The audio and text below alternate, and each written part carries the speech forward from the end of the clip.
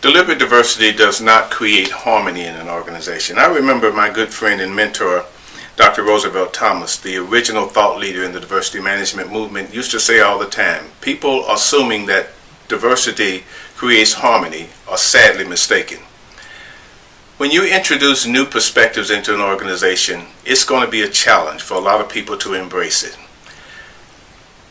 Bringing new perspectives rock the boat. Most people have been taught in their culture not to rock the boat. But let's say you've hired people for their unique perspectives and their unique ideas, but for some reason they aren't sharing those ideas. This is an issue of culture. Most organizations are set up to create harmony. People learn not to rock the boat, but new perspectives by their very nature will rock the boat. So you have to learn to help people to disagree with the way things are done. People are reluctant to speak up because they've been taught not to make things rocky in the organization. So to fix this, leaders have to deliberately tweak the culture. They must deliberately say to every employee, we expect everybody to have a unique perspective. We expect those perspectives to be listened to and to be honored. And we hope that every employee feels obliged to say what they see. So this may create some discord and some disagreement, which may be uncomfortable for employees. You need to know that up front. But this whole idea of disagreement and discord is really where the value lies. It shows that Stephen Covey used to call it the third solution. So when you're at the table with people who are disagreeing, you don't come up with your solution or their solution. You come up with the third solution, which is always better than either one of yours combined. So you should expect discord and disagreement. Employees may be surprised by the level of discord and disagreement, but they shouldn't be, because it's your job to make sure that that's what you get when you do deliberate diversity. So they're not going to have harmony all the time. People will disagree with them. Their other people's points of view are valuable.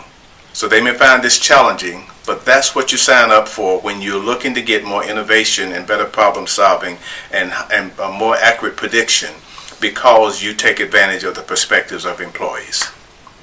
So, deliberate diversity may challenge the way that we think. And there's a key word, think.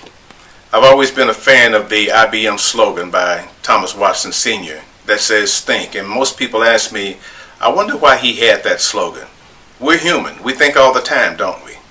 Well, actually, we don't. If you've been inside a culture for any time, you kind of know what's acceptable and what's not acceptable. So if you've gotten used to the idea that when you think and ideas come to your mind and you offer those ideas and you get shot down over and over and over again, after a while you soon figure out, I better not do that anymore. And so we stop thinking and go on automatic pilot.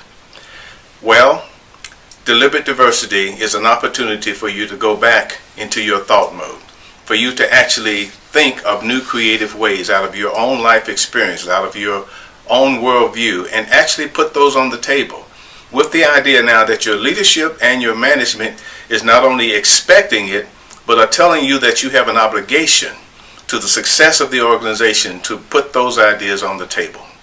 Now, to make that happen, one of the key skills in deliberate diversity is the skill of facilitation.